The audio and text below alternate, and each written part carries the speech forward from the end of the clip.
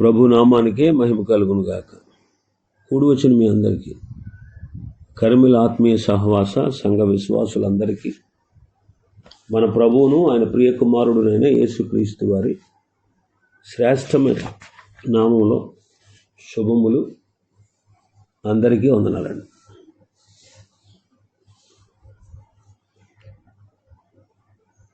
దావీదు కీర్తన 30వ కీర్తనను మనం ధ్యానం చేసుకుందాం. 30వ కీర్తన. దావీదు తన రాజభవనాన్ని ప్రతిష్ఠించినప్పుడు ఈ కీర్తన వ్రాశాడని పండితులు అంటారు. తూరు రాజైన హీరాము దావీదుతో స్నేహంగా ఉండేవాడు. దావీదు గృహం కట్టడానికి దేవదారు రాణులను, మనుషులను కూడా పంపించాడు. అది దావీదుకు సంతోషాన్ని ఇచ్చిన గొప్ప సందర్భం. అతని దుఃఖ దినాలు తీరిపోయాయి. అతడు వాగ్దాన దేశానికి వచ్చాడు. అతని శత్రువులు కూడా అతనితో సమాధానపడ్డారు. ఈ గృహం భద్రతకు, అభివృద్ధికి చిహ్నంగా భావించాడు.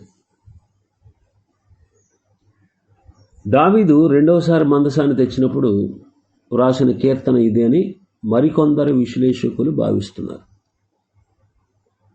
దావీదు మందసాన్ని మొదటిసారి తేవడానికి ప్రయత్నించినప్పుడు అది పెను విషాదంగా పరిణమించింది.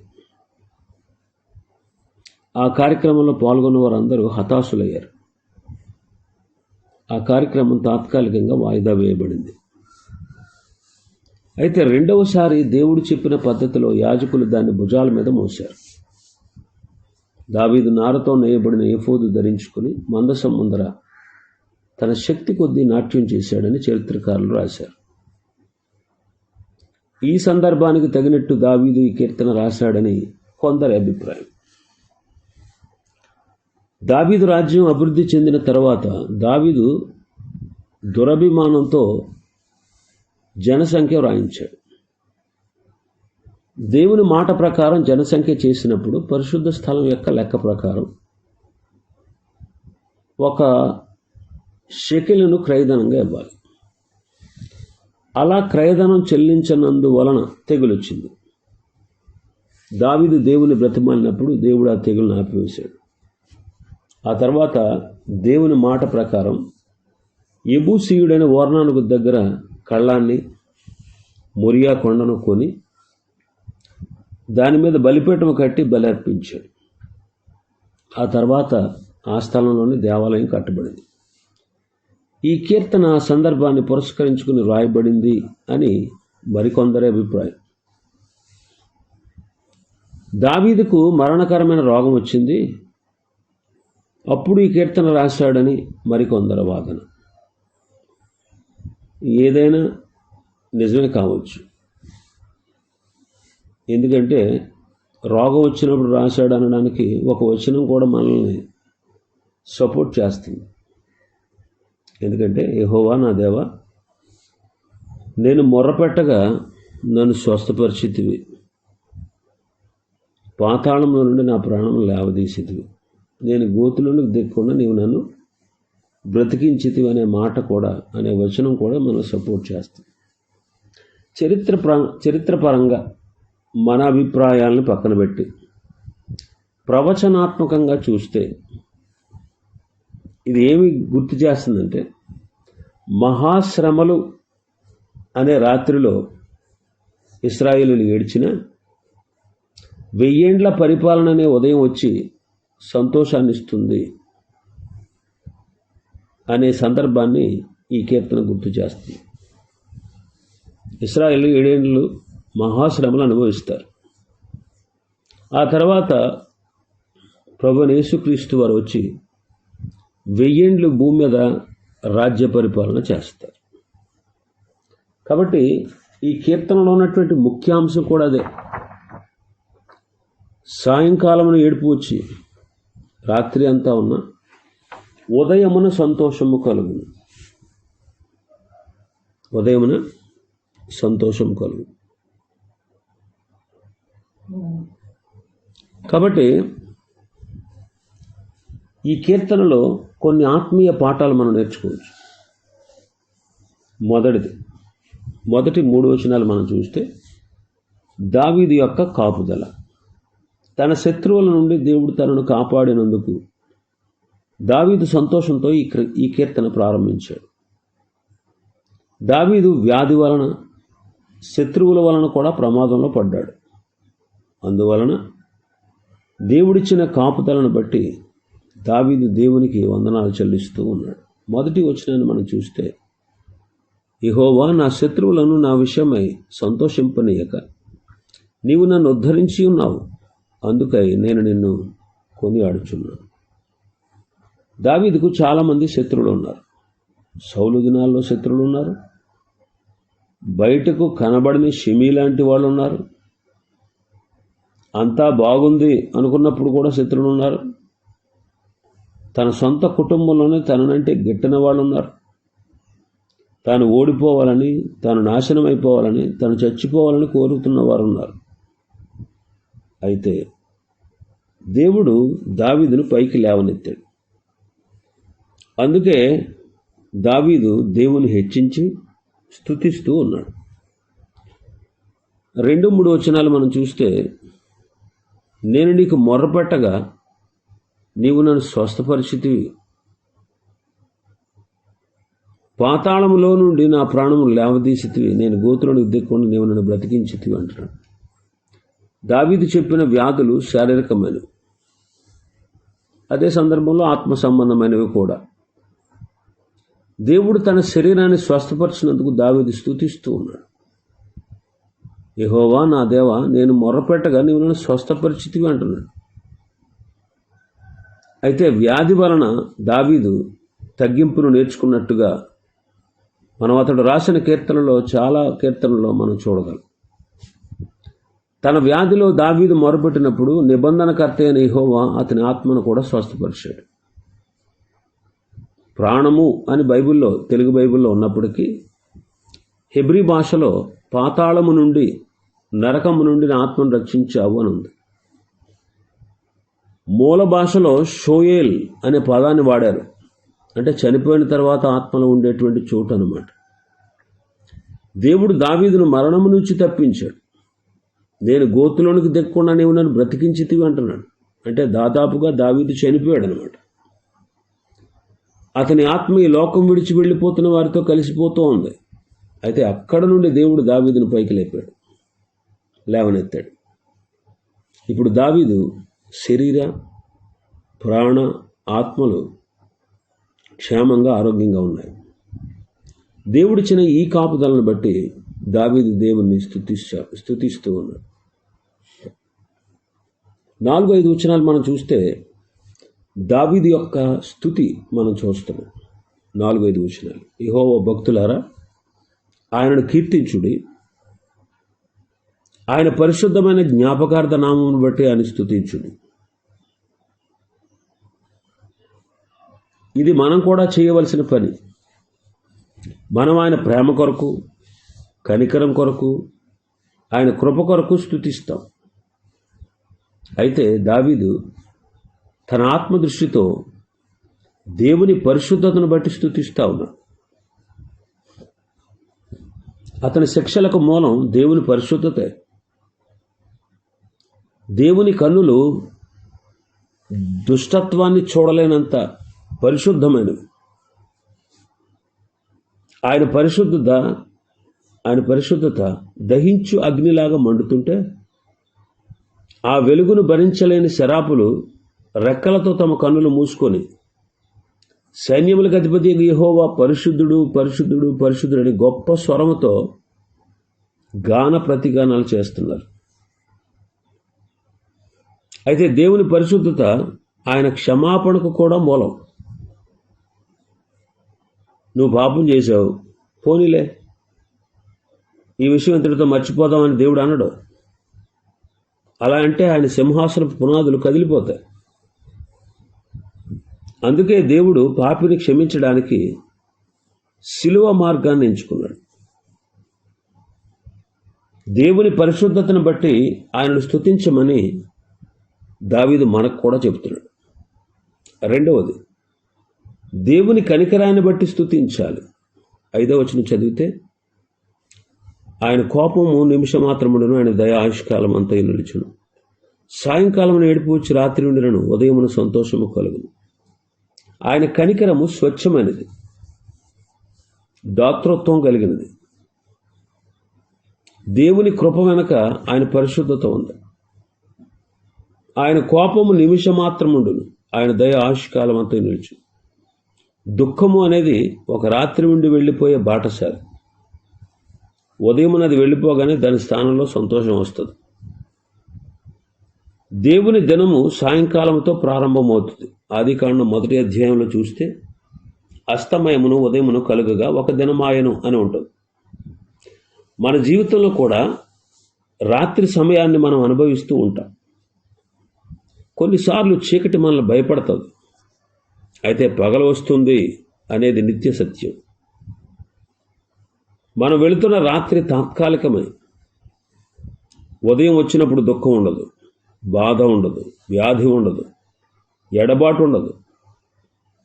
ఒక్క క్షణం ఆయన ముఖంలోకి మనం చూస్తే చాలు, దుఃఖమంతా ఎగిరిపోతుంది. ఉదయమునే సంతోషం వస్తుంది. 6-7 వచనాల్లో మనం చూస్తే దావీదు యొక్క దురభిమానాన్ని మనం చూస్తున్నాం. బైబిల్లో ఉన్న ఒక ప్రత్యేకత ఏంటంటే, దానిలోని వ్యక్తులు తమను గూర్చి గొప్ప నిజాయితీతో మాట్లాడడం. మాట్లాడతారు. సాధారణంగా ప్రజలు తమ రహస్య జీవితాన్ని గురించి మాట్లాడడానికి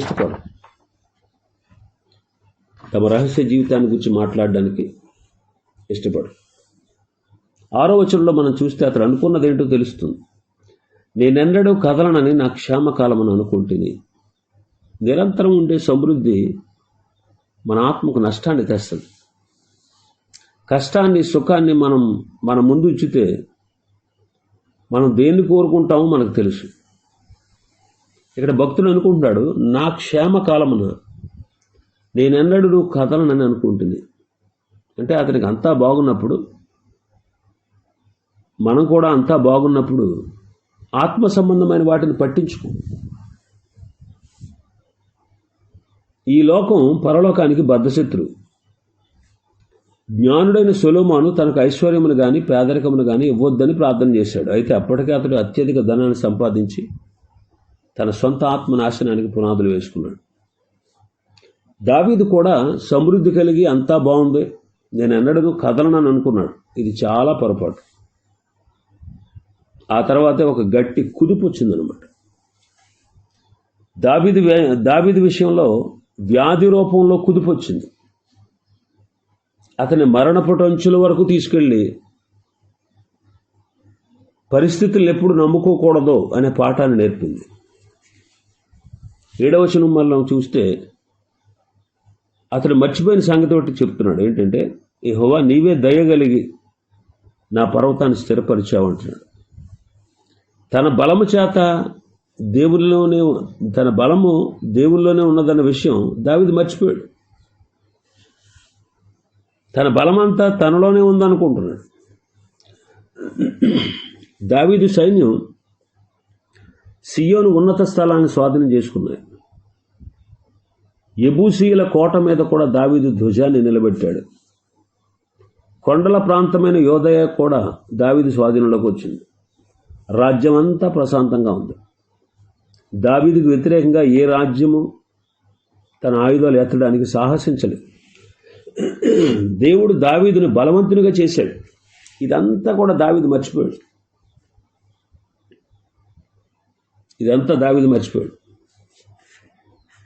ఆయనే కదా ఇలా స్థిరపరిచింది, ఆయనే కదా ఈ స్థితికి తీసుకొచ్చింది, ఆయనే కదా గొర్రెలు కాసుకునేటువంటి నన్ను గొప్ప రాజుగా చేసింది అనే విషయాన్ని మర్చిపోయాడు.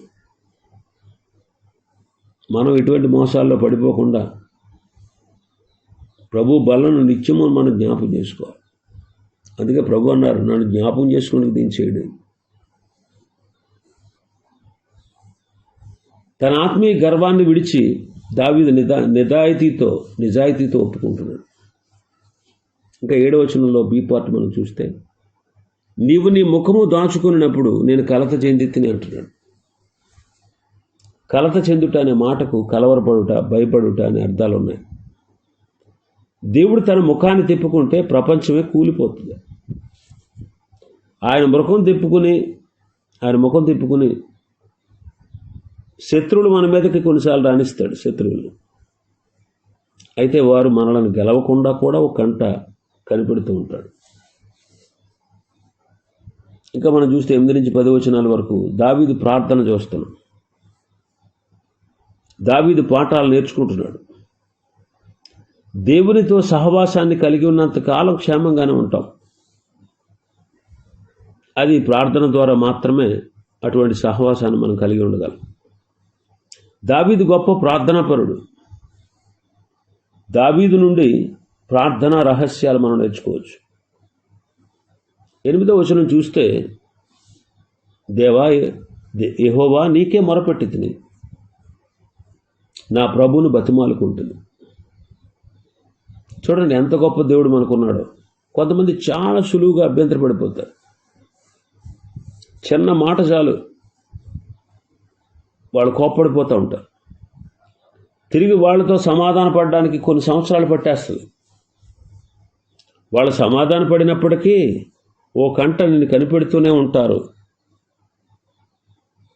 ఒకవేళ దేవుడే అలాంటి వాడైతే ఆలోచన చేయండి. మనం చాలాసార్లు చిన్న విషయాలకి కోప్పడిపోయి కొన్ని సంవత్సరాల పాటు మాట్లాడడం మానేస్తాం. దేవుడు అలాంటి వాడైతే నువ్వు ఆయన నిర్లక్ష్యం చేసి పట్టించుకోకుండా, ఆయనతో ఏ విషయం కూడా చర్చించకుండా కావాలనే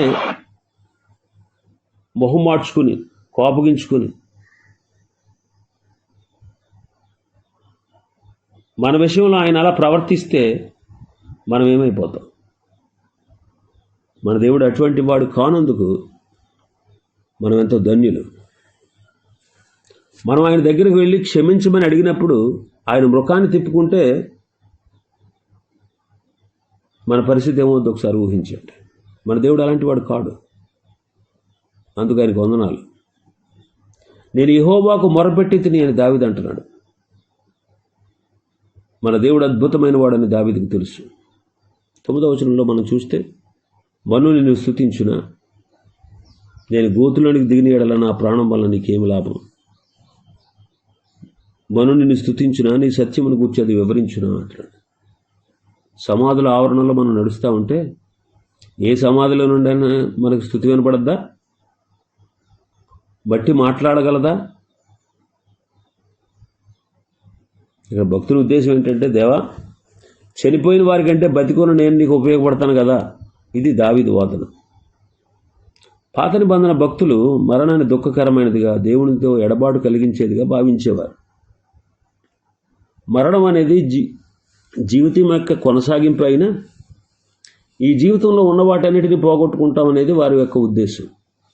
దావీదు కూడా అలాగే అనుకుంటూ దేవునికి తను బ్రతికించమని మనం చేసుకుంటున్నాడు. 10వ వచనంలో మనం చూస్తే, యెహోవా ఆలకించుము, నన్ను కరుణింపుము, యెహోవా నాకు సహాయుడు అయ్యుండుము అంటారు. ఎడతెగక ప్రార్థన చేయుటలో ఉన్నటువంటి శక్తిని దావీదు వాడుకుంటున్నాడు. దేవునికి అర్థం కావట్లేదని కాదు, ఆయనకు అర్థమైందని మనకు అర్థం అవ్వాలి. ఇటువంటి వాదనలు చేయడంలో జార్జ్ ముల్లర్కు వెన్నతో పెట్టిన విద్య అన్నమాట. ఆయన దేవుని కృపా సింహాసనాన్ని పట్టుకుని తన దగ్గర ఉన్నటువంటి అనాథలను తనకు చెందినవారు కాదని, ఆ అనాథల యొక్క బాధ్యత దేవునిదే అని, వాళ్ళు ఆయనకు చెందినవారని వాదించేవాడు. తన పరిశుద్ధ ఆలయమందు దేవుడు తండ్రి లేని వారికి తండ్రి, దేవుడే వారికి తండ్రి అని ఆయన గుర్తు చేసేవాడు. మనం కూడా దేవుని సన్నిధిలో అలా వాదిస్తూ ఉంటే ఆయనకి ఇష్టం, ఆయనకి ఎంతో ఇష్టం. ఇంకా మనం చూస్తే 11-12 వచనాల్లో తన జీవితంలో దేవుడు ఏం చేశాడో దావీదు బహిరంగంగా చెప్తున్నాడు. 11వ వచనం, నా ప్రాణము మౌనముగా నుండక నిన్ను కీర్తించినట్లు నా అంగలార్పు నీవు నాట్యముగా మార్చి ఉన్నావు అంటారు.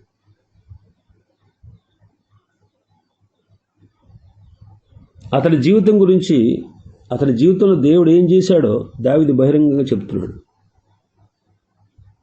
దీనికి అతని అంతరంగం కూడా సాక్ష్యం ఇస్తూ ఉంది. అతని హృదయం మార్పు చెందింది. దేవుడు తన అంతరంగ దుఃఖాన్ని అంతరంగ ఆనందంగా మార్చేశాడు. నిట్టూర్పులకు బదులుగా గానాలు వచ్చాయి. ఆ గానాలు అతని పాదాలను కదిలించి నాట్యంగా మార్చాయి. అది మాత్రమే కాదు, నీవు నా గోనెపట్ట విడిపించి సంతోష వస్త్రము నన్ను ధరింపచేశావు. విడిపించావు అంటే చింపివేశావు అని అర్థం. అన్యుల దేవుళ్ళు తమ భక్తులు గోనెపట్ట కట్టుకుని దుఃఖంతో ఉండడానికి ఇష్టపడతారు. మార్టిన్ లూథర్ గారు కూడా అలాగే అనుకునేవాడు. అయితే మన దేవుడు మనలను దుఃఖములో నుండి పైకి లేవనెత్తుతాడు, మన గోనెపట్టను చింపివేస్తాడు.